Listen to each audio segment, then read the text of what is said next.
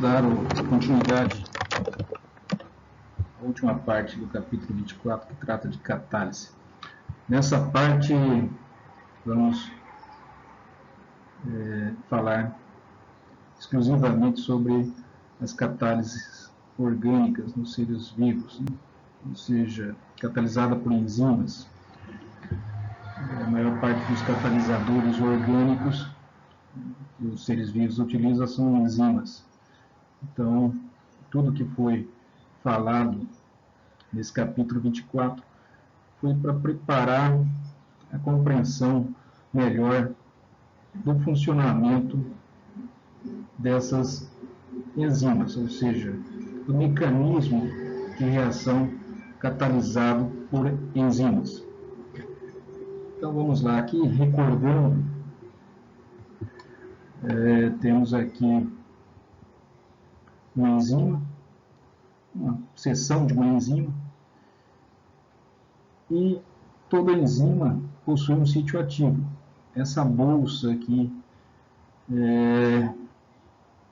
em destaque, ela contém o substrato. O substrato é a molécula que vai sofrer a ação da enzima, a ação catalítica da enzima. Então, notem que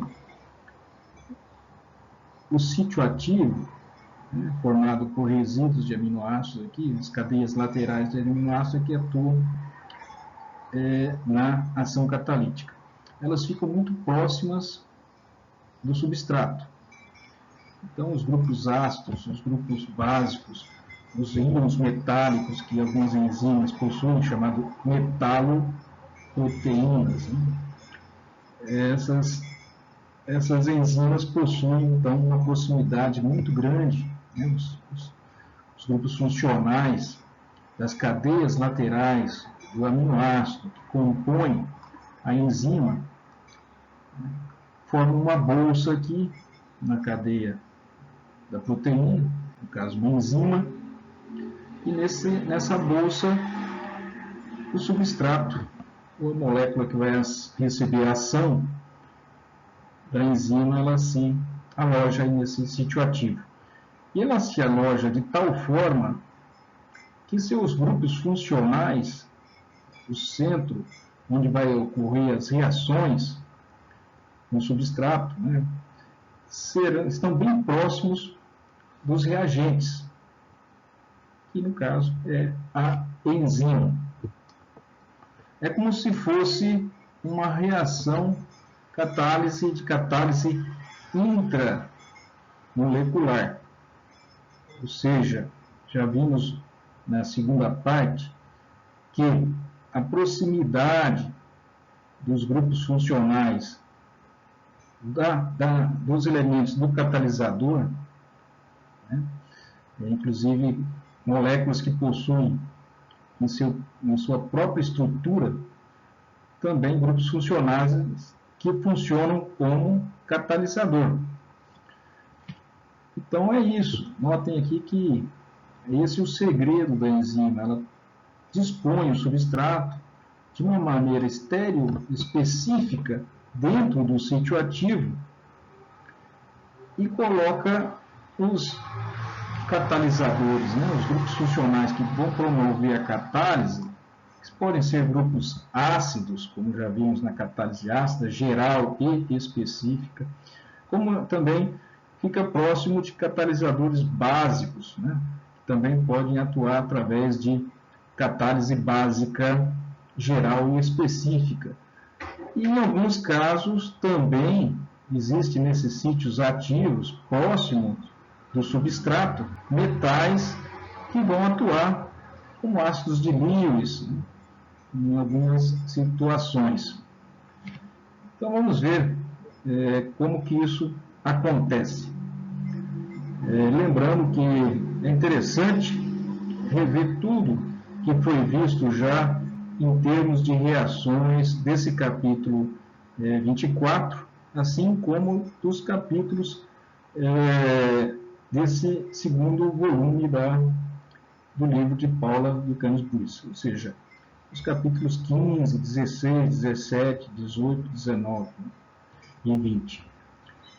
tem muitas reações aqui que ocorrem dentro do sítio ativo, porém, elas são similares mecanisticamente às reações de catálise orgânica na síntese química, né? Então, vamos lá. As enzimas se encaixam ao substrato, se ligam ao substrato de forma estereoespecífica. E para compreender essa especificidade, podemos fazer uma comparação como se fosse chave e fechadura. Esse modelo chave e fechadura é uma das formas mais tradicionais e primordiais da descrição dessa interação do substrato e enzima. Ou seja, o sítio ativo da enzima, que é uma macromolécula, uma molécula grande, ela possui uma geometria, né, uma geografia em sua superfície, ou até mesmo em seu interior, que permite se alojar aí o substrato, que é uma molécula orgânica normalmente pequena, mas também pode acontecer com moléculas maiores. E esse encaixe, essa disposição que o substrato adquire ao se unir à enzima, é similar a uma fechadura e uma chave, sendo a chave o substrato e a fechadura a enzima. Esse modelo ele não é muito realístico, assim, no sentido de que a chave e a fechadura são rígidas, né? Como a gente bem sabe. E a realidade de substratos e enzimas, elas não são rígidas, elas são flexíveis. Então, o que acontece mais adequadamente é o modelo de encaixe induzido, que está mostrando aqui na opção B. Então, no modelo de chave e fechadura, não há flexibilidade, né? É como se não houvesse aqui flexibilidade. E sabemos que sim, as estruturas são flexíveis. Ou seja, à medida que o substrato se aproxima da enzima, já existe sim uma certa cavidade, né, aproximadamente adequada para a união. Porém, à medida que ele vai se aproximando e vai se encaixando, essa cavidade, esse sítio ativo, sofre modificações devido às próprias interações que vão se formando ali no sítio ativo. E a enzima não é imune, né? Ou seja, refratária a esse tipo de interação. Ela sofre modificações estruturais, ela tem uma flexibilidade. E esse encaixe, às vezes, vai se desenvolvendo com a proximidade e as interações que o substrato exerce sobre a enzima e a enzima exerce sobre o substrato, ou seja, há modificações mútuas até que o substrato se aloje no sítio ativo de uma maneira mais adequada, né? E aqui está, então, o modelo induzido, que seria o mais adequado para representar essas interações. Os reagentes são denominados de substratos, né? Que são uma pequena molécula, e o substrato se encaixa e se liga especificamente no sítio ativo. Então é isso. Isso daqui é uma maneira, né, real que foi observado, que demonstra a modificação estrutural que ocorre na enzima, representado aqui essa estrutura, a estrutura terciária da enzima, que é a exoquinase, e aqui está bem claro, né, para ilustrar a modificação que ela sofre ao se ligar ao substrato. Então, em vermelho está a disposição da enzima antes de se unir ao substrato. Então, aqui é uma cavidade, acredito que seja aqui nessa posição, uma cavidade. Não está mostrando o substrato, para clareza da observação, para não congestionar muito, mas ao se ligar aqui o substrato, a enzima modifica sua estrutura. Há uma movimentação das cadeias, em espirais, as estruturas secundárias, aqui as alfa-hélices, as folhas preguiadas. E para se visualizar isso, se destacou em vermelho qual era a disposição da proteína antes de se ligar ao substrato, e em verde depois que ela se ligou ao substrato. Note que aqui havia uma alfa-hélice em uma posição, ela se deslocou para o interior. Muitas vezes, a tendência é de haver um tipo de uma condensação, de uma concentração, ela se fecha, ela é atraída para dentro o sítio ativo, é como se puxasse toda a estrutura para si, e ele se fecha ali, e há um invólucro, se forma um invólucro onde se instala o substrato. Então, note aqui que ele vai haver uma série de modificações, aqui praticamente não ocorreu a modificação de forma significativa, a alfa-hélice continuou quase intacta, aqui também uma alfa-hélice não mudou muito de posição. Em alguns locais modificou bastante, como essa posição aqui dessa alfa-hélice mudou em relação ao que estava em vermelho aqui. Essa em verde aqui, que era depois, sofreu uma modificação, principalmente aqui é vermelho. Enfim, isso daí ocorre porque o substrato possui grupos funcionais que se complementam com os grupos funcionais da enzima. Então, um grupo funcional ácido, ou carga negativa de um substrato, é atraído pelas cargas positivas da enzima. Uma ponte de hidrogênio, de uma hidroxila do substrato, pode atrair um grupo carbonila de um resíduo. Então, tudo isso daí faz com que haja uma interação, uma atração de grupos funcionais complementares entre o sítio ativo e o substrato. Então, causa certamente modificações, porque essas enzimas e substratos, elas possuem ligações flexíveis, que podem sofrer rotações, estiramentos, deslocamentos, enfim, todo tipo de movimento. Importantes fatores que contribuem para a habilidade catalítica de enzimas. Grupos reagentes se encontram no sítio ativo na orientação apropriada para a reação.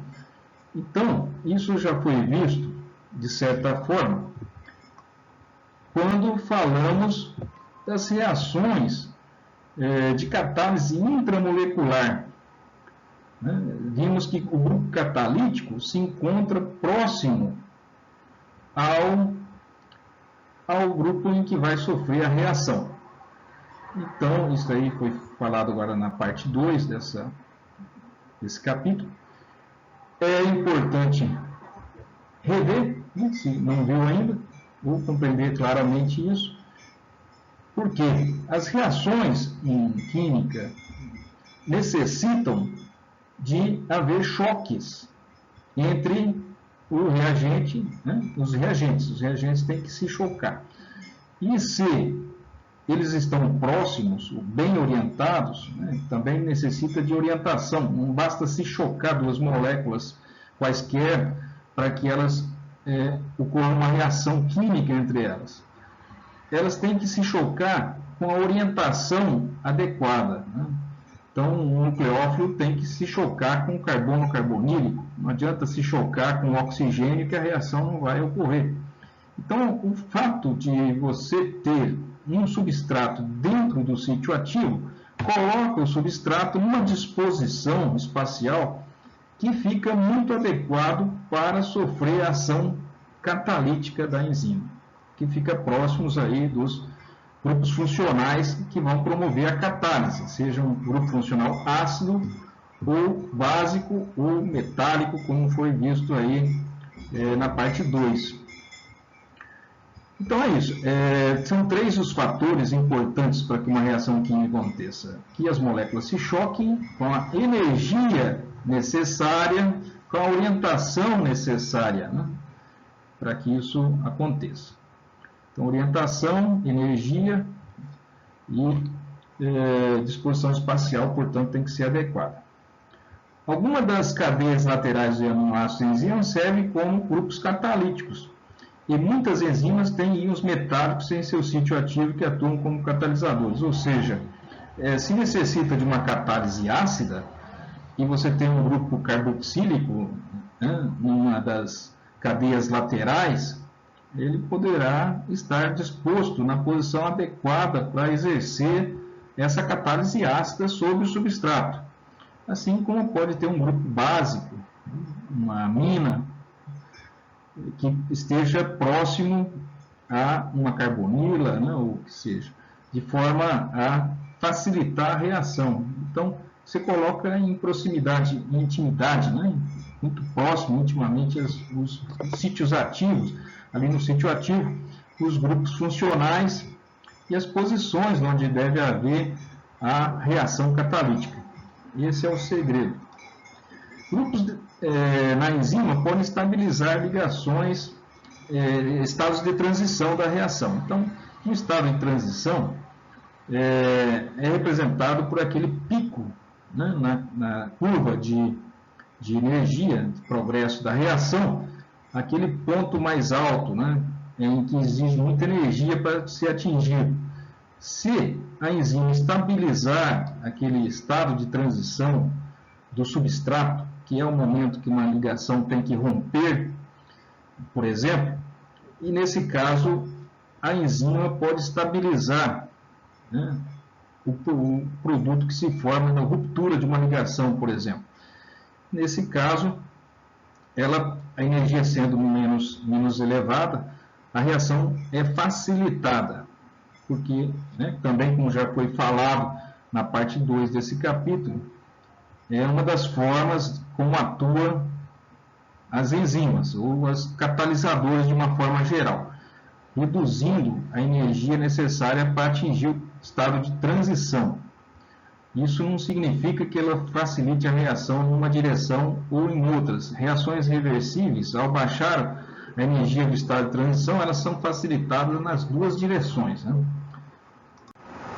Aqui vamos apresentar alguns exemplos, alguns mecanismos de funcionamento de algumas enzimas.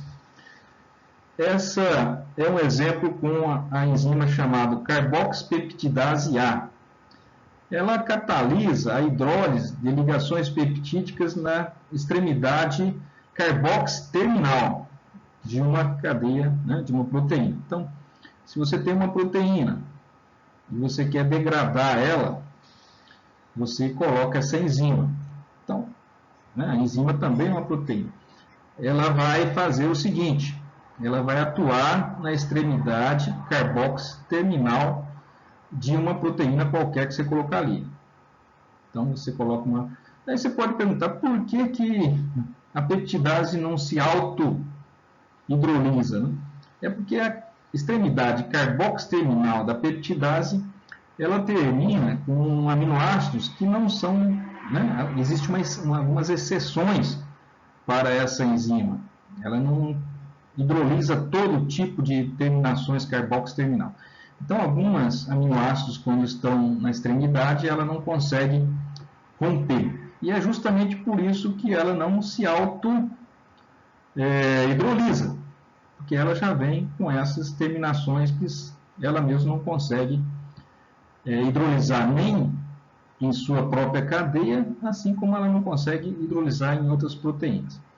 Mas as outras proteínas, a maior parte delas, não possui essas terminações não hidrolisáveis pela carboxpeptidase A.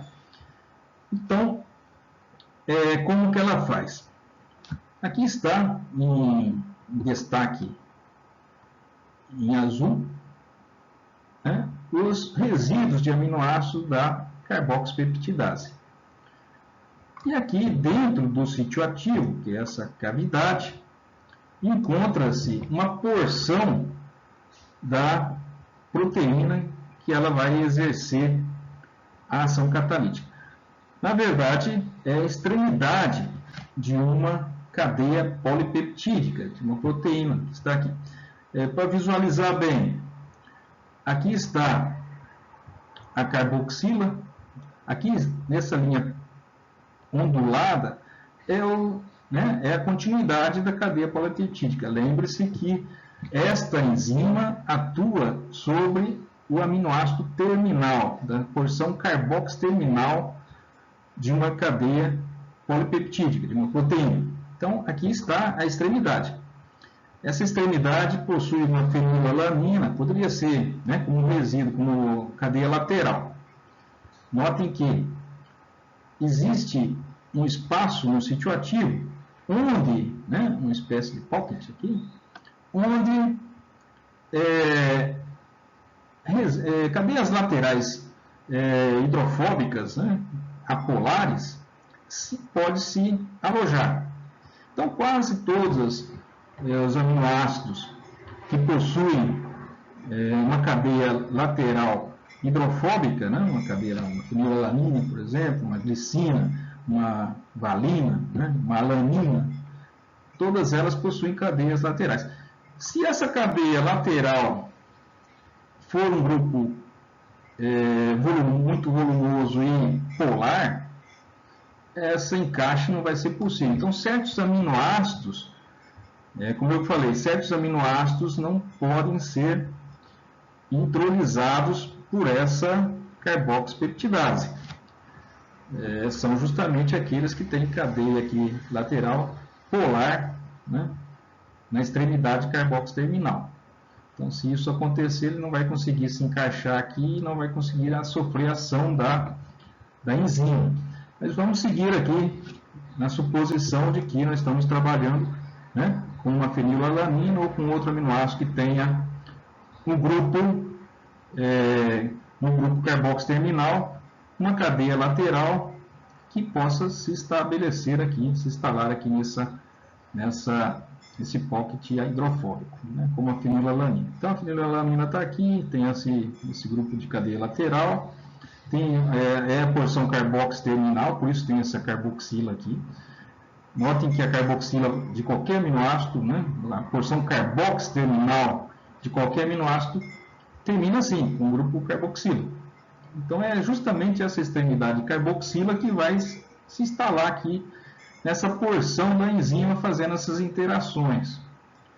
Interações do tipo dipolo, carga negativa, íon negativo. Então, aqui temos um íon negativo do grupo carboxila que está em ressonância entre os dois oxigênios, fazendo uma interação do tipo dipolo da hidroxila com a carga negativa iônica do oxigênio. Aqui duas interações e aqui mais uma interação. Então, essas cargas negativas prendem essas interações do tipo íon dipolo, como estamos vendo aqui, elas prendem, elas se coordenam, elas se unem aqui com o grupo carboxiterminal. É uma âncora, se ancora aí nessa posição. E o grupo hidrofóbico, que é necessário que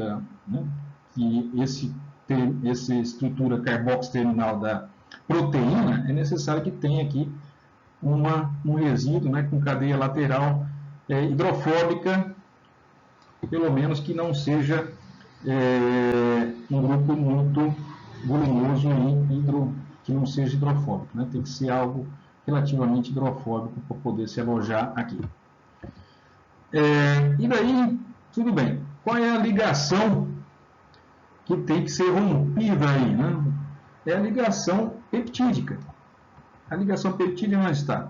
É aqui que está a ligação peptídica. Destaquem bem, A ligação peptídica é da carbonila, do aminoácido, que não está mostrando aqui ele totalmente, com o aminoácido carboxiterminal, que é esse daqui, que é a fenilalanina. Então, a fenilalanina se liga à cadeia da extremidade carboxiterminal, se liga aqui à cadeia polipeptídica através dessa ligação amiga aqui, que é uma ligação chamada peptídica. Essa ligação que tem que quebrar. Então, aqui nesse sítio ativo, onde está a ligação, aqui é a âncora, né, que liga o grupo carboxo terminal, aqui é o resíduo hidrofóbico, onde se liga a cadeia lateral dos aminoácidos da porção carboxo terminal. Aqui estamos representando uma alanina, poderia ser outro aminoácido. Todos os aminoácidos da posição carboxo terminal terão uma carboxila aqui, e no carbono alfa terá uma cadeia lateral. E aqui o nitrogênio do grupo amino, também ligado ao carbono alfa. E aqui a ligação peptídica, visualize tudo isso.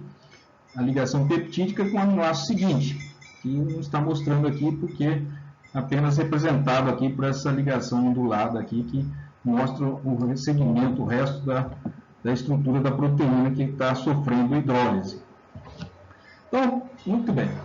Essa peptidase possui também o zinco, né? Então é uma metaloproteína, né, que possui o zinco aqui. O zinco está com carga positiva e está coordenado aqui com cargas negativas, né? Um carboxilato da glutamina na posição 72, o aminoácido 72. Lembre que esses números se começa a numerar, né, a partir do carboxo terminal em direção ao grupo amino terminal. Então, o primeiro aminoácido, o segundo aminoácido e assim por diante. Esses daqui são aminoácidos 69. Todo o enovelamento da estrutura terciária faz com que esses aminoácidos, apesar de estarem em posições distantes, estão próximos aí devido às estruturas terciárias, né? O enovelamento que sofre a enzima, né? Ela faz com que esses aminoácidos formem uma cavidade em que certas porções que estão distantes na estrutura primária fiquem próximos na estrutura terciária, como estamos vendo aqui. Então aqui nós temos uma histidina 69 com nitrogênio, uma porção básica, né? Aqui temos um grupo carboxi, na sua forma ionizada, tem uma carga negativa, portanto ele está na forma básica. Aqui outra histidina em 196, que estão tudo próximo, aqui todas coordenadas com o zinco. Aqui temos uma glutamina em 270, que tem um grupo carboxi também, está na forma básica. E temos uma arginina, né? Aqui ela está na forma ácida, está protonada, né? NH2, está protonada. E aqui nós temos, ela está na arginina, posição 127. Ainda além disso, temos uma molécula de água aqui. A molécula de água também vai sofrer ação catalítica. Ela também vai ser um reagente aqui, ela vai participar da hidrólise, né? Se trata de uma hidrólise da ligação. Quando se hidrolisa, você tem que colocar um hidrogênio da água em um dos carbonos, ou um nitrogênio, e colocar o grupo hidroxila no outro elemento para fazer a hidrólise. Ou seja, ao romper uma ligação peptídica, você tem que colocar o hidrogênio do lado do nitrogênio, formar NH2, e do lado da carbonila você tem que adicionar um OH para formar o grupo carboxílico. Então você precisa de uma molécula de água aí na reação. Então a água se dispõe numa posição intimamente localizada, né, com a extremidade carboxo terminal, aqui com a ligação peptídica. Então, a água, né, recebe os elétrons do grupo carboxo, que o carboxo está na forma básica, ele pode, né, receber um próton da água, e recebendo o próton da água, se forma uma hidroxila. Essa hidroxila é formada também pela contribuição do metal, do zinco. Já vimos na parte 2 desse capítulo que o zinco, como outros metais, pode contribuir para a formação de hidroxilas, né? Um metal um cátion desse, como colocado na água, pode facilitar a formação de um grupo hidroxila que é um melhor nucleófilo do que a água no seu extrato neutro, né? Então, a água pode atacar o carbono carbonílico, que é um carbono deficiente de elétrons, né, que tem uma carga positiva. Então, a água pode atacar, mas se ele estiver na forma de hidroxila, é mais fácil. Então, essa hidroxila se forma aqui por contribuição do zinco, que por si só já é uma contribuição muito grande para formar o grupo hidróxido, mas também porque tem um receptor para o hidrogênio aqui, quando a hidroxila se formar. Então, a quebra da molécula de água, a ruptura da molécula de água aqui, já é promovida pelo sítio ativo também. E daí esse oxigênio, com um par de elétrons, que fica sobre ele, vai atacar aqui o carbono carbonílico da ligação peptídica. Notem daí o passo seguinte: atacou, tudo bem, o hidroxilo ficou ligado ao carbono da carbonila, os par de elétrons da carbonila se desloca para o oxigênio. Isso daí é o que sempre ocorre, né, quando acontece um ataque ao carbono carbonílico, né, de um nucleófilo, que no caso é a hidroxila. Quando acontece esse ataque da hidroxila aqui ao carbono carbonílico, o par de elétrons da carbonila se desloca, que é uma ligação π, né, se desloca para o oxigênio. Isso a gente já viu muitas vezes. O carbono, que era um carbono sp2, se torna um carbono sp3, como sempre acontece nos ataques nucleofílicos à carbonila. O oxigênio fica negativo, e olhem só, a carga negativa sobre o oxigênio é estabilizada, né, por pontes de hidrogênio que já haviam e que agora se fortalecem, né? Ou seja, há interações aqui que estabilizam essa carga negativa sobre o oxigênio da carbonila também. E o hidrogênio, então, da água foi para o grupo carboxilato do glutamato, da 270, e a hidroxila da água atacou o carbono carbonílico, um ataque nucleofílico aqui ao carbono. Aí se formou esse intermediário, no primeiro momento. No segundo momento, agora sim que vai acontecer a ruptura dessa ligação peptídica. De que maneira? Vai haver, né, o nitrogênio vai ser atacado por um ácido, né? O nitrogênio sempre é atacado por um ácido aqui, porque está a proximidade, né? A proximidade. Inclusive, durante essas reações intermediárias aí da ação catalítica, a molécula também, né, do sítio ativo também pode haver movimentação, né? E ela nota que agora aqui está mais próximo, né, o grupo nitrogênio. Porque se poderia pensar, por que essa hidroxila da glutamina, né, esse ácido carboxílico aqui, do glutamato, do ácido glutâmico, por que ele não pode atacar o oxigênio aqui da carbonila que está com carga negativa? É uma questão de disposição espacial, de estabilização, né? Essa carga negativa está estabilizada, né? O que estabiliza e, portanto, diminui a reatividade desse oxigênio, e a proximidade, por outro lado, dessa hidroxila, né? Desse ácido carboxílico aqui, do nitrogênio. Então fica mais fácil ele atacar o nitrogênio do que atacar o oxigênio. Está numa posição desfavorável e está estabilizado. Então ataca, quando o hidrogênio, né, com a carga positiva aqui, né, que ele sai, o próton, né, recebe um par de elétrons da ligação peptídica, a ligação peptídica se desfaz. E o par de elétrons do grupo carbonila vem para restituir a ligação π. Então vai haver a restituição da ligação π aqui, com a volta do par de elétrons, né, da carbonila, restaurando aqui a carbonila, o oxigênio, restaurando a carbonila, e a saída, com essa quebra dessa ligação peptídica, nós temos aqui um grupo alanina, um ácido alanina que se destacou da cadeia polipeptídica. Daí, eles podem, uma vez que essa reação essa ruptura tenha ocorrido, esses elementos aí podem se deslocar, se desprender do sítio ativo, e uma nova porção da proteína pode voltar, né, a se instalar aqui nesse sítio ativo e novamente romper mais uma ligação peptídica seguindo esse ciclo de eventos. Lembrando sempre que para isso tem que ser uma porção carbox terminal, porque esse grupo carboxílico aqui tem que se ancora, se liga nessa posição, e tem que ter um grupo, uma cadeia lateral que seja hidrofóbica, né? Ou que não seja ao menos muito polar, que tenha uma polaridade baixa e um volume adequado para se instalar aqui, nessa porção, nessa parte do sítio ativo.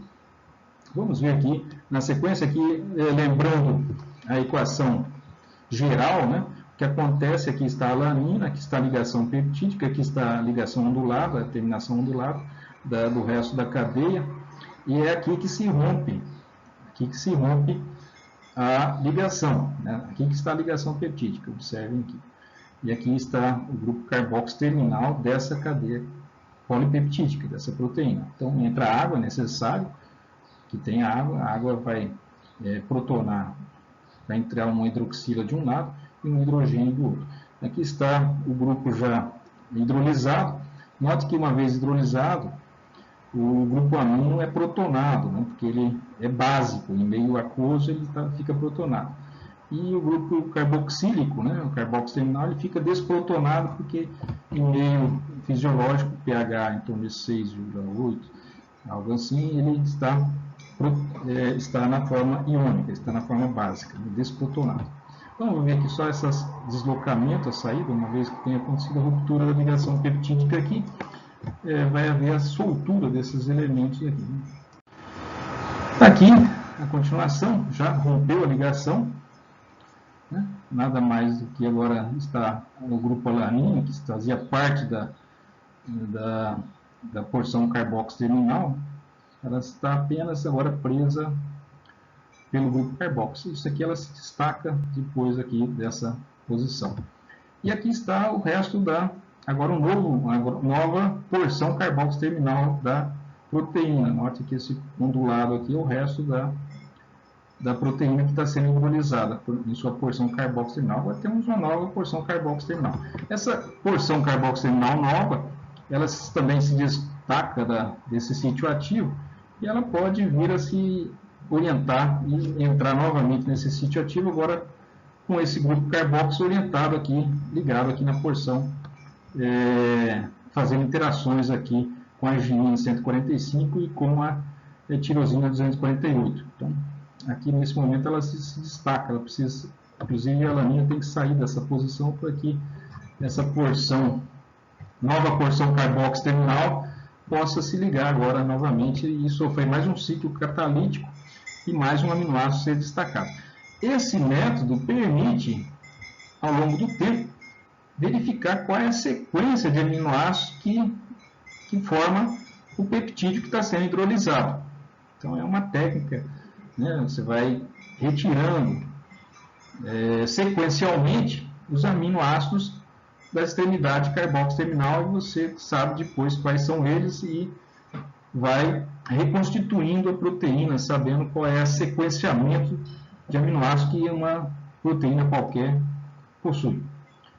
Então aqui novamente o grupo carboxo terminal, ela está na forma ainda não protonada.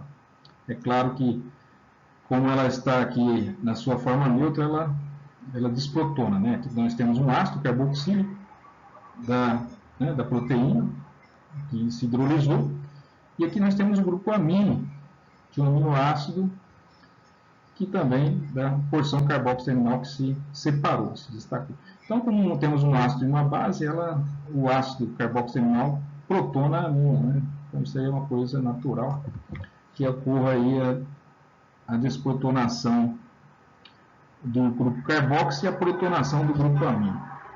Lembrando que no pH fisiológico, todos os aminoácidos estão na forma de zoitério. Zoitério tendo uma carga positiva no grupo amino e uma carga negativa no grupo carboxo. Então é isso que acontece na sequência aqui, né? Se forma um zoitério aqui, um nitrogênio positivo da amina, da alanina, e uma carga negativa aqui já formada de antemão no grupo carboxo da alanina. Então ela é uma exopeptidase porque ela atua na porção externa, né? na extremidade carboxílica de uma proteína, promovendo a hidrólise, né? Porção terminal.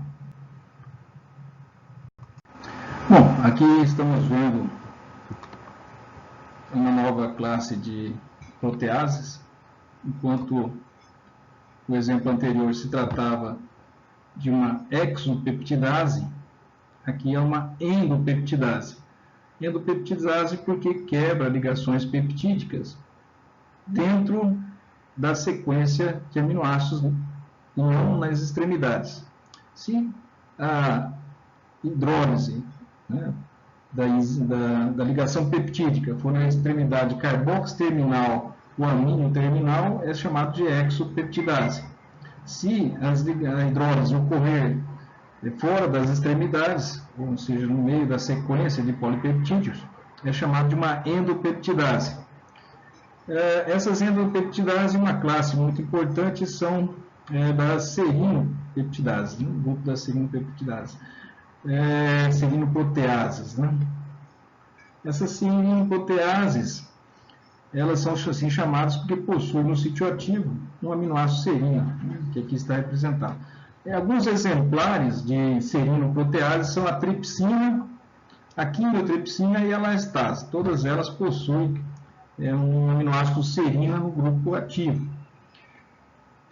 Aqui está representado o sítio ativo como se fosse uma cavidade, e bordeando essa cavidade existe glicina de um lado, a glicina 216, aqui um resíduo de aminoácido de uma glicina e um hidrogênio, por isso é o aminoácido mais simples que tem, é o menor deles, é o aminoácido que possui apenas um hidrogênio como cadeia lateral. Então, o aminoácido com cadeia lateral a menor possível, um hidrogênio apenas.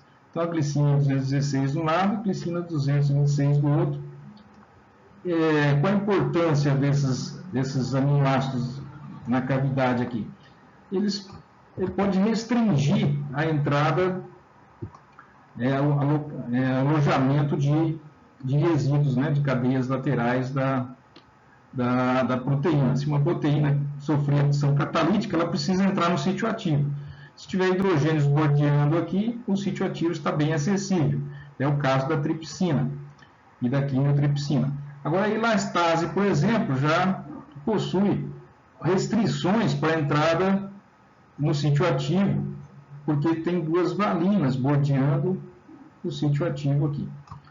Espacialmente, se pode ver aqui, na estrutura mais realista, os grupos glicina, os grupos apolares, que possuem cadeias laterais apolares, que são a glicina, e mesmo a valina e a treonina,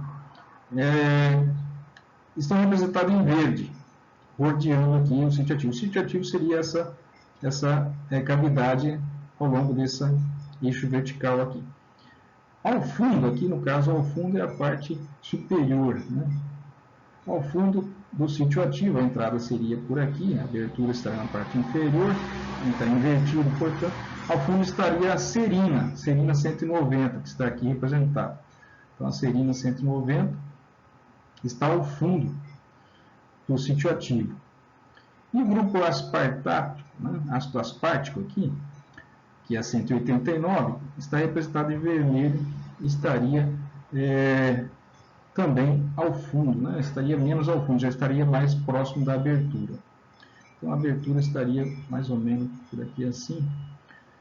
E aqui estão as duas glicinas, bordeando a entrada da cavidade. Então, a cavidade provavelmente é mais ou menos por aqui assim, né? Entrando aqui assim, talvez meio nesse sentido.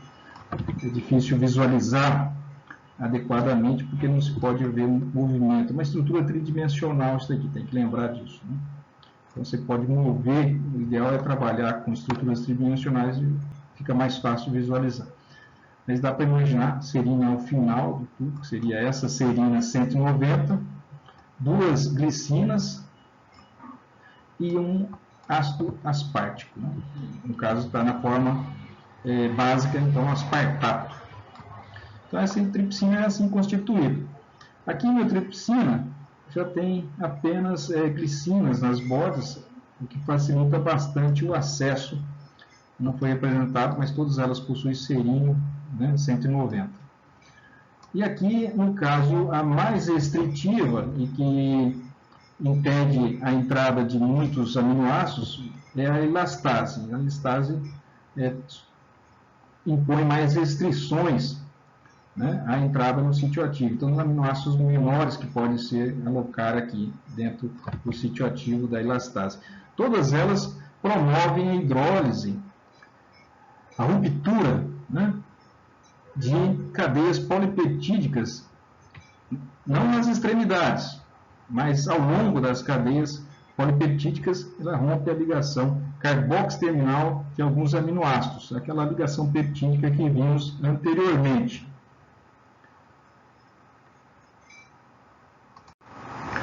Como que é o mecanismo dessas enzimas serinoproteases? Aqui a tripsina e a elastase. Aqui temos a sequência, né? Temos que lembrar agora que estamos pegando uma seção interna de uma cadeia polipeptídica. Aqui está, né, a extremidade, uma das extremidades da cadeia, né, a sequência da cadeia, ela vem por aqui e continua por aqui assim. As linhas onduladas significam a continuidade da cadeia polipeptídica. Aqui está a ligação peptídica, é aqui que sempre quebra, entre o nitrogênio e o carbono carbonílico. Essa é a ligação peptídica que tem que ser rompida sempre, certo? Essa é a cadeia lateral. Ela começa do carbono alfa. Então, esse aqui é o carbono alfa de uma alanina. Poderia ser o carbono alfa de outros aminoácidos, né?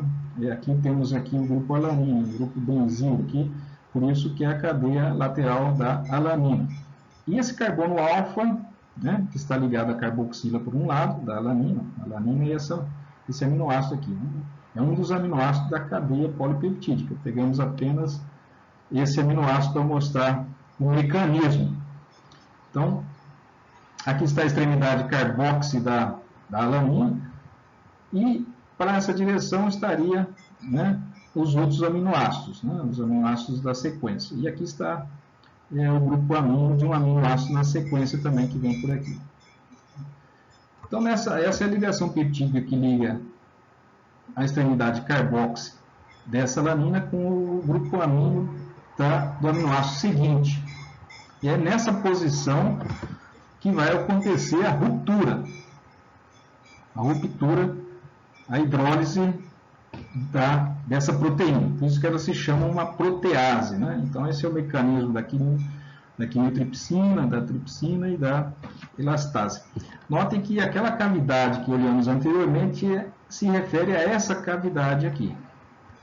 Cavidade em que tem os resíduos de serina e de glicina, né? Está aqui uma glicina. Então, ela que está aí bordeando as laterais do sítio ativo.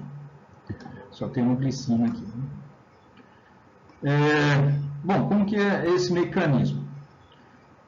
O grupo hidroxila, né, de uma serina, né, justamente da serina protease, ela é desprotonada, porque tem um grupo básico da histidina aqui que funciona como receptor de prótons.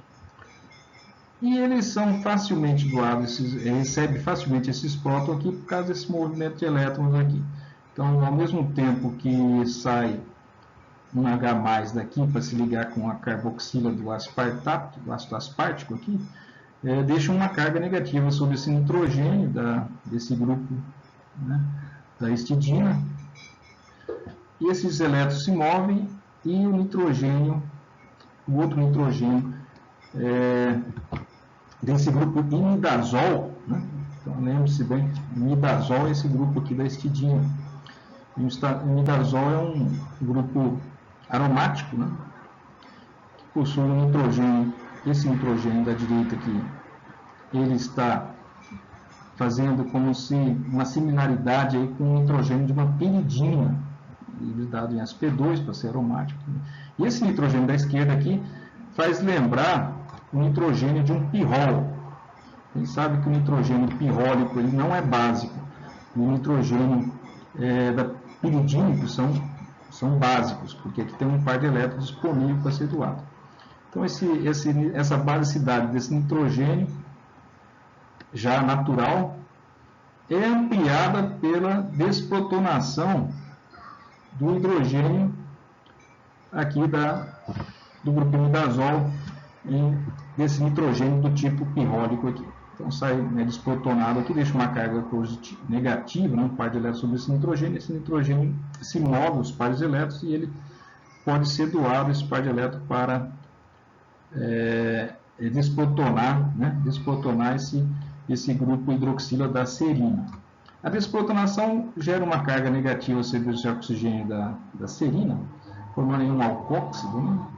Lembre-se que o grupo aqui, essa ramificação da serina é um álcool, né?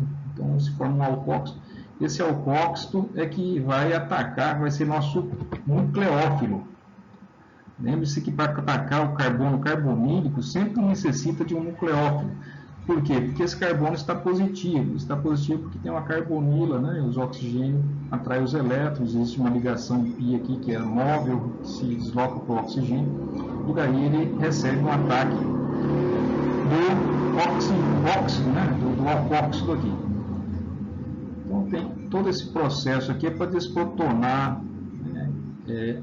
A serina, o álcool da serina, que vem já desde o ácido aspartico aqui, do aspartato, no caso, que está na sua forma básica, que recebe um próton da histidina, o par de elétrons da histidina se move pelo sistema pi até o nitrogênio, que por sua vez recebe o próton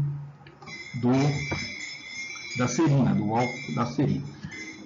Notem que o nitrogênio que era do tipo pirrólico aqui, se torna um nitrogênio do tipo piridínico. E o nitrogênio que era do tipo piridínico se torna um nitrogênio pirrólico, né?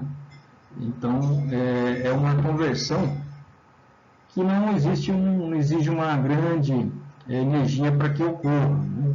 Então, facilmente, esse tipo de interconversão não é difícil, desde que tenha um próton para protonar um nitrogênio do tipo piridínico aqui e uma base para retirar o hidrogênio do tipo pirrólico aqui, há uma interconversão de funções entre os nitrogênios, que é relativamente fácil de ocorrer. É um tipo de uma tautomeria, né? Pirrolidínico, pirrólico, por assim dizer. Bom, esse nitrogênio agora nessa protona, né? Desprotona o álcool, como vimos. Com essa movimentação de elétrons, vai haver desprotonação do álcool da serina, forma-se um alcóxido aqui, o alcóxido vai atacar o carbono carbonídrico da ligação peptídica. Temos aqui uma porção da ligação peptídica aqui com alanina está no sítio ativo, né? Onde vai sofrer hidrólise, a ruptura dessa ligação. Por isso é uma protease, né? Pode ser o exemplo de uma quimiotripsina, de uma tripsina ou de uma elastase também, né? Dependendo do tamanho, do volume da cadeia lateral, ela vai se encaixar melhor numa dessas enzimas. A especificidade da enzima, né, depende desse espaço aqui, né, onde se aloca, né, as cadeias laterais. Bom, aqui então, uma vez que tenha acontecido o carbono do tipo sp2 aqui, né, da ligação peptídica se torna um carbono sp3, e esse oxigênio se liga aqui, né? Essa carbonila se torna uma carga negativa, estabilizada também pelos pontos de hidrogênio do tipo polo, né? De polo do hidrogênio com uma carga negativa do oxigênio carbonílico aí, que está com uma carga negativa. Essa ligação pi da carbonila pode ser restituída, e ela expulsa a base mais fraca. Isso daí a gente já viu muitas vezes lá em compostos carbonilados, esse tipo de reação de substituição acílica. Então, quem não lembra, dá uma recordada lá em reações de substituições acílicas, capítulo 19, 18, 17. São 3 capítulos sobre isso. Sempre acontece o mesmo, né? A ligação peptídica se desfaz, a carbonila se desfaz e ela volta a se refazer aqui. E expulsando, nesse caso, vai expulsar esse grupo amina aqui. Essa ligação peptídica vai se fazer quando a carbonila se restabelecer novamente. Vai capturar um próton aqui, né? Ligação amina, vai protonar esse grupo amina, que vai facilitar a saída dessa porção do aminoácido aqui, do aminoácido seguinte aqui, da extremidade carboxo terminal da alanina. Esse grupo se destaca, a ligação peptídica se quebra porque o hidrogênio novamente ataca o nitrogênio que protona ele, e com a vinda do par de elétrons da carbonila expulsa esse grupo aqui, que sai sempre a base mais fraca. não vai sair esse oxigênio em o grupo alanina aqui. Ligação carbono-carbono é difícil de romper, uma base que sai muito forte. O oxigênio também, o alcoólico também é uma base muito forte. O grupo amino protonado é uma base mais fraca, vai romper aqui. E daí você tem, finalmente rompeu a ligação. Rompeu a ligação, está aqui a porção amino terminal de uma sequência aminoácido, e aqui está uma porção carboxo terminal da outra sequência, que é uma alanina. Ou seja, ao romper uma proteína em duas metades, em duas partes, você vai ter, de um lado, uma porção amino terminal da proteína original, e do outro, a porção carboxo terminal da proteína. Aqui está a porção carboxo terminal. Agora é só se esse grupo se destacar aqui do sítio ativo, e a ligação peptídica teria chegado ao fim, né? Daí, ainda para se destacar aqui, tem que entrar uma molécula de água para romper aqui. Se for um éster agora, né? O álcool da serina esterificou, né? Esterificou a carboxila, né? Da alanina. Formou um éster. Então, o que aconteceu foi uma alcoólise, né? Uma alcoólise, a ruptura da ligação peptídica promovida pela serina, o álcool da serina. Então, havia uma ligação amida, agora existe uma ligação éster, né? É algo que sabemos que em reações convencionais a hidrólise sempre promove a formação de amida e não de éster, né? Então, se tivesse um equilíbrio, sempre ocorre aminólise de éster, não alcoólise de aminas, né? De amidas, né? Então, aqui nós estamos vendo uma alcoólise de uma amida, sendo que o natural, pela reatividade entre amida e éster, é que a amida é muito mais estável, muito mais difícil de ser rompida. Então, uma amina costuma hidrolisar um éster, não um álcool hidrolisar uma amida. Mas aqui as condições enzimáticas favorecem esse tipo de ruptura. Bom, se formou, então havia aqui uma ligação amida original, que era essa aqui, da ligação peptídica, uma ligação amida, agora existe uma ligação éster aqui. E a amina se destacou do sítio ativo aqui, uma porção amino terminal da ruptura da ligação, do peptídeo, da proteína. E agora, essa ligação amida, essa ligação éster aqui, essa ligação tem que ser hidrolisada também. Daí precisa de uma molécula de água para ocorrer a hidrólise. O movimento de elétrons, né, que ocorreu no sentido volta a acontecer na mesma direção que havia acontecido originalmente. Notem que os elétrons vão numa direção aqui, depois voltam durante a ruptura da ligação, né? Na hora de protonar, eles vão numa direção, se receber a desprotonação da serina, os elétrons vão em direção a receber o próton da serina. Agora, uma vez protonado, eles movem-se no sentido contrário ao protonar, né? Havia a desprotonação da histidina. Notem que os elétrons voltam no sentido. E o nitrogênio é protonado para formar NH2 aqui. Então, essa ligação peptídica se formou, se restabeleceu a condição original, né? Os elétrons foram e depois voltaram, né? Depois da ruptura aqui. Restabeleceu a situação inicial. Agora, o par de elétrons vai voltar de novo, na mesma direção que aconteceu aqui originalmente. Só que o receptor do próton, agora quem vai doar o próton não vai ser mais o álcool da serina aqui. Antes foi o álcool da serina que foi protonou o nitrogênio piridínico aqui desse resíduo. Agora é uma molécula de água, né, que vai fazer isso. Então aqui a água que está fazendo o papel que fez aqui a serina, né? Esse é o grupo imidazol. Então, o imidazol vai ser protonado pela água. Aqui o imidazol foi protonado pelo hidroxila de uma serina. Agora vai ser água porque vamos fazer uma hidrólise. Antes estamos fazendo uma alcoólise aqui da ligação peptídica, que é a ligação da ruptura da ligação peptídica está sendo promovida por um álcool da serina. Agora a ruptura do éster aqui vai ser promovido o éster da serina, vai ser promovido por uma molécula de água. Por isso vai ser uma hidrólise aqui da ligação, não é mais uma ligação peptídica, uma ligação éster, né? Então o próton vai ser doado para o grupo histidina aqui, vai se formar uma hidroxila. A hidroxila vai atacar o carbono carbonílico, assim como aconteceu o ataque aqui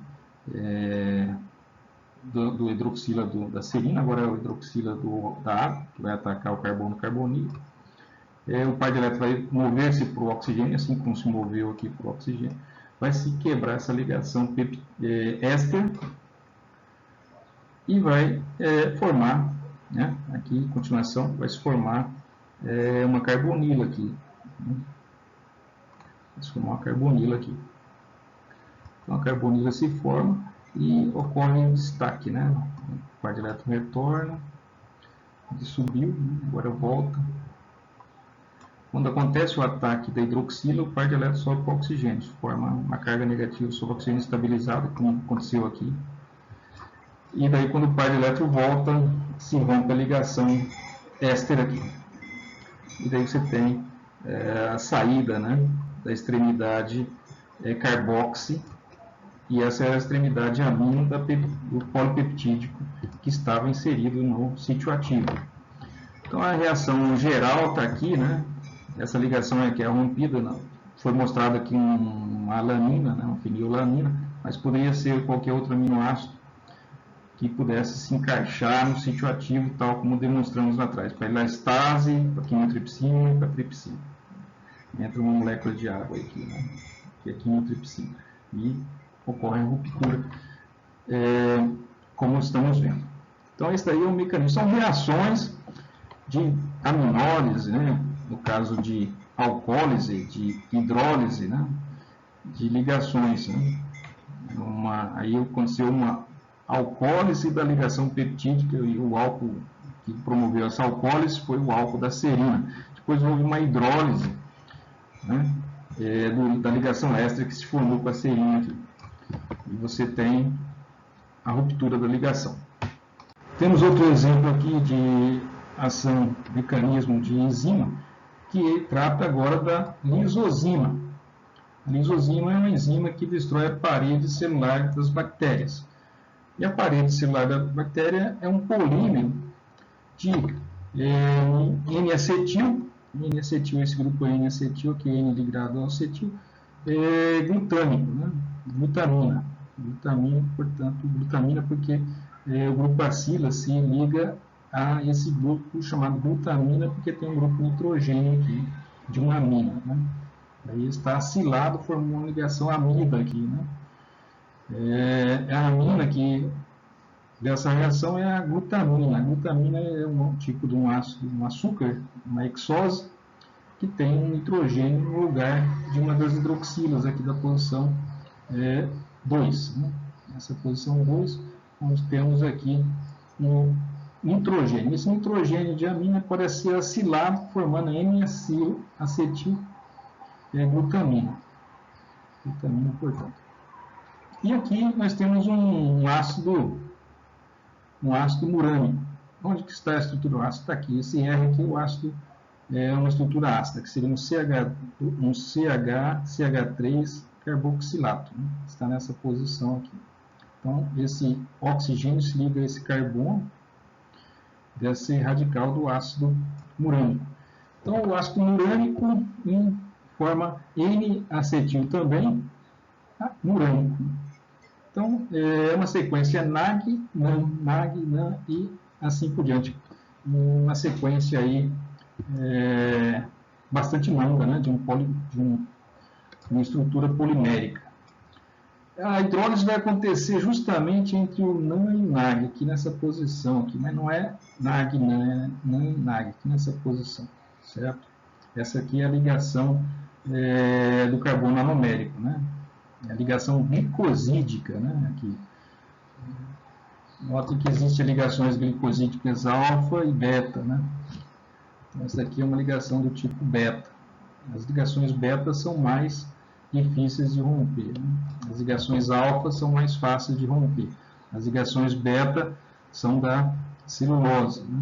As ligações alfa são do amido, então amido é digerível, hipogênio também, e a celulose, que tem ligações do tipo beta, são mais difíceis. Então está aí essa parede celular, da parede bacteriana, né?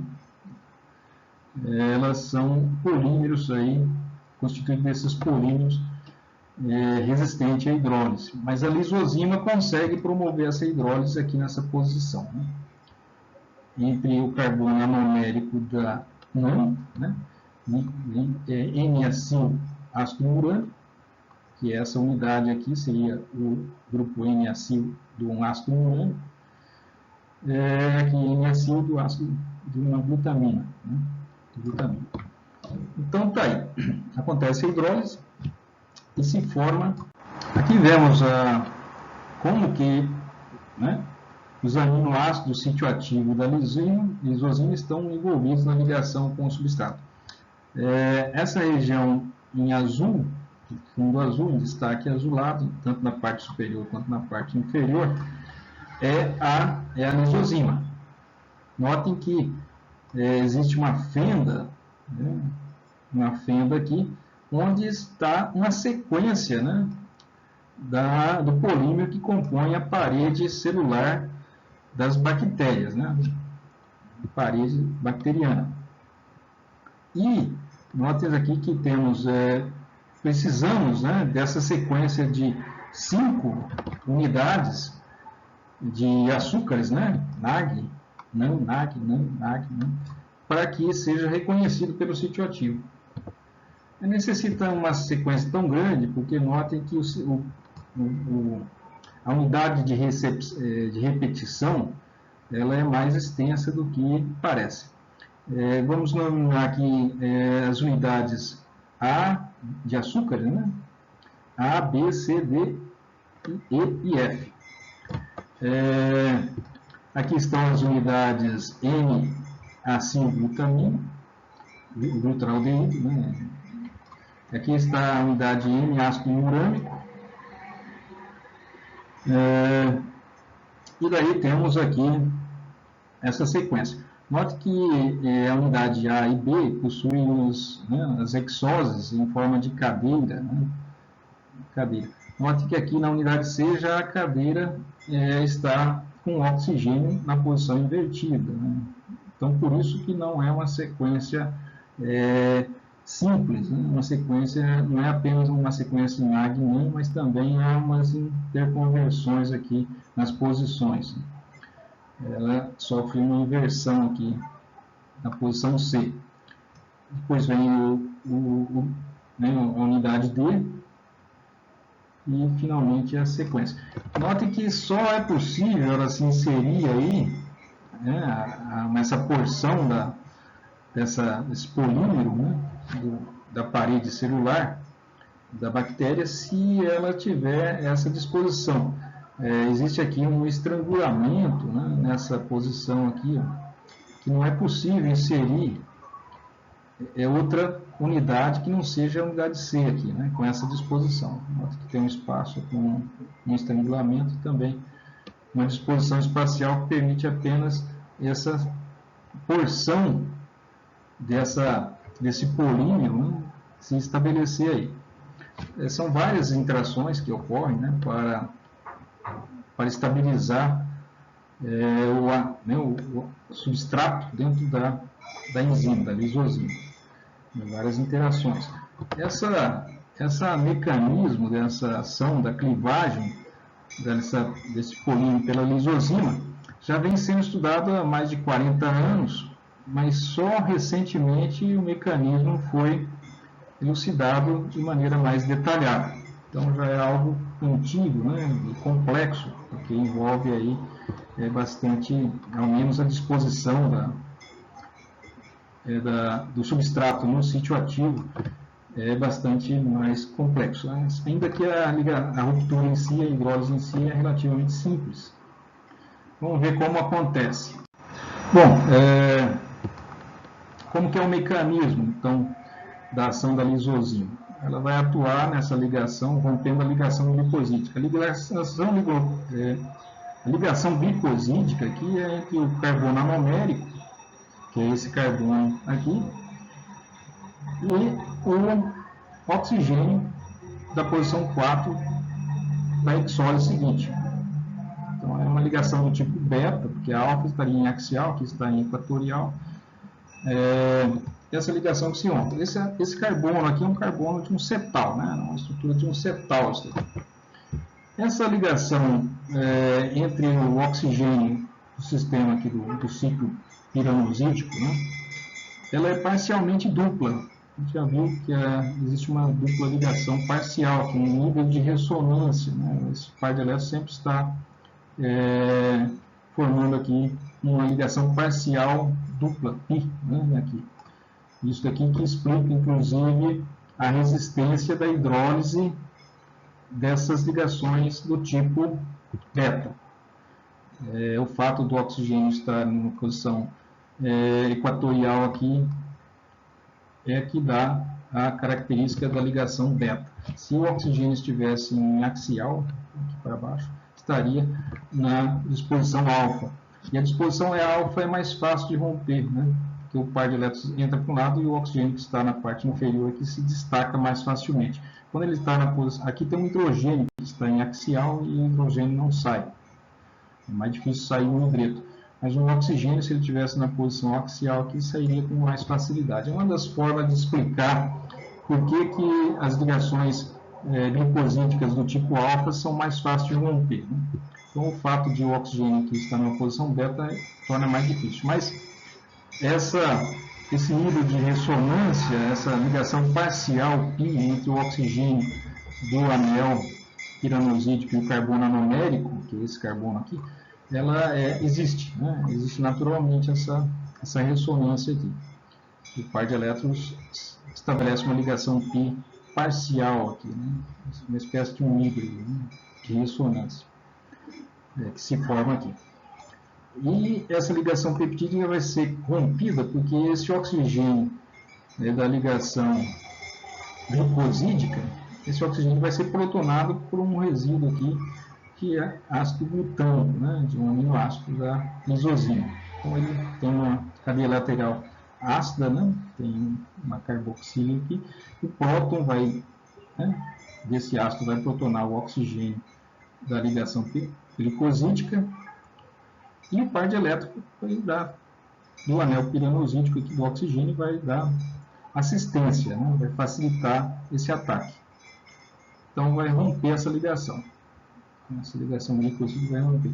É um sistema, um mecanismo de catálise ácida geral, né? Geral, que isso acontece simultaneamente. Um próton ataca o oxigênio ao mesmo tempo que um par de elétrons do oxigênio piranosídico ataca, restitui aqui, repõe, né, a saída do oxigênio da ligação glicosídica. Então se forma por um lado um oxigênio carregado positivo dentro do ciclo piranosídico e por outro lado se destaca outra parte da molécula, né? O ácido da unidade acetilglutamina, né? Bom, agora que rompeu a ligação, o que vai acontecer? Inclusive, essa carga positiva que vai estabelecer esse entre oxigênio é estabilizado por uma carboxila de outro ácido aspartico aqui, né, um aspartato. Também vai estabilizar aqui a carga positiva se formar. Bom, vem uma molécula de água agora e o ácido glutâmico 35, que tinha perdido um próton, agora está na sua forma básica, recebe um próton da água e forma uma hidroxila. Essa hidroxila é que vai atacar, né? Vai ser um ataque nucleofílico ao carbono anomérico aqui. Vai entrar aqui no anel D. O anel D vai receber uma hidroxila da água. Restituindo, então, uma fração, né? Uma porção aqui, a porção, né, porção D, separada da porção E, da cadeia polipeptídica da parede da bactéria. Essa unidade já se estocou, né, a unidade E. Essa unidade, então, aqui sofre o glutâmico, né? De forma básica, glutamato, recebe um próton, forma hidroxila, a hidroxila ataca o carbono anomérico, que estava positivo, em ressonância aqui, essa carga positiva está em ressonância com o oxigênio, e ataca então esse carbono, um ataque nucleofílico ao carbono anomérico, e se estabelece a extremidade da cadeia polihidroxilada, né? Que é e temos aí o final da ruptura, da hidrólise, né? O mecanismo, portanto, da lisosina. Algo interessante em relação a esse mecanismo de reação é que os pHs melhores para essa reação acontecer entre 3,8 e 6,7. Ou seja, temos um pH, um pK de um ácido e o pKa do outro ácido, né? Então, entre esses dois pKas, né, temos dois ácidos glutâmicos ali, um aspartico e um ácido glutâmico. Entre esses dois pHs, porque um tem que estar protonado ao mesmo tempo que o outro tem que estar desprotonado. Então, esse intervalo entre esses dois pKas, né, é que tem melhor efetividade enzima. Se a enzima tiver um pH abaixo de 4, a atividade enzimática é muito ruim. Se o pH estiver acima de 7, 6,7, também é muito ruim. É justamente os pKas que têm os grupos carboxílicos dos dois ali no sítio ativo, que estão na sua forma ionizada adequada, né? Tem que ser entre esses dois pKas. Né? Então, o perfil de pH atividade de uma enzima é uma função dos valores de pKa dos grupos catalíticos da enzima. Então, os grupos catalíticos que atuam para que tenham um ótimo de atividade, tem que estar entre esses dois pKs. O pH, né, do meio, tem que estar entre esse intervalo aí de 4 a 6,7, aproximadamente. Bom, a glicose 6-fosfato isomerase. Essa aqui é a segunda reação da via glicolítica, né? Aqui está representado como que funciona a isomerização. Temos aqui o sítio ativo, formando uma espécie de um C em destaque, precisa de duas bases, né? Ao menos duas bases aqui, e aqui acima um grupo ácido, né? Um ácido que está protonado aqui. Então, protona-se o oxigênio, né, do grupo furânico, o oxigênio do furânio. Ele fica na forma hidroxilada, ao mesmo tempo que uma base recebe um hidrogênio aqui do álcool, né, do grupo alcoólico aqui, do carbono anomérico, seria o carbono 1. Então, aqui é desprotonado, essa hidroxila do carbono anomérico, do carbono 1, é desprotonado, ao mesmo tempo que o oxigênio do furano, né, da exose aqui, do pirano, né, oxigênio piranosídico, esse oxigênio é protonado. Aí quebrou a ligação. Essa hidrólise acontece naturalmente no meio aquoso, né, está em equilíbrio, mas como em meio aquoso predomina a forma ciclada, a forma piranosídica, que é essa aqui. Mas mesmo no meio aquoso existe um equilíbrio. Mas na enzima ela favorece a abertura, justamente por causa desse ambiente adequado aqui para haver a ruptura do anel e formação da sua forma aberta, né? Uma aldose aqui, né? Uma aldose, uma exose, né? Com uma estrutura aldeído, né? Uma aldoexose, portanto. Essa forma aberta agora sofre tautomeria. Sabemos que os aldeídos podem, e cetonas, né, e até mesmo os outros compostos carbonilados sofrem tautomeria. E a tautomeria é a saída de um hidrogênio alfa, de um próton, um hidrogênio alfa, e a formação de uma hidroxila aqui onde tem a carbonila. Então, isso daqui também é facilitado pelo sítio catalítico, né, essa tautomeria que ocorre na sequência aqui, ou seja, Um dos grupos que estava básico ficou na sua forma ácida, agora devolve o próton para o oxigênio, formando um grupo hidroxila, ao mesmo tempo que uma forma base, né, um grupo básico aqui no sítio ativo recebe um próton da posição alfa da carbonila. Aí forma o enol. Então isso aqui é um enol. Aqui essa interconversão costumamos chamar de tautomeria, e costuma acontecer também de forma espontânea, mas aqui ela está sendo favorecida no sítio ativo. Então formou esse enol. Note que esse enol, ele é tanto um enol para o carbono 1, quanto é um enol para o carbono 2. Né? Aqui, ó, o carbono 2 é um enol. Então, a tautomeria pode retroceder em direção à formação do aldeído no carbono 1, como pode retroceder ou progredir aqui para formar uma carbonila no carbono 2. É uma tautomeria aqui do tipo ceto, né? Ceto-enólica. A tautomeria, se vou restituir aqui no sentido de voltar para a situação anterior, seria a tautomeria aldo-enólica. Agora, se for para progredir para a situação seguinte aqui, ela é do tipo ceto-enólico, porque se formou um cetona aqui, né? Então, essas tautomerias, elas são comuns, né? Elas acontecem, né? Aqui nós temos uma situação interessante, que nós temos um tautômero que é tanto cetônico quanto aldeídico, né?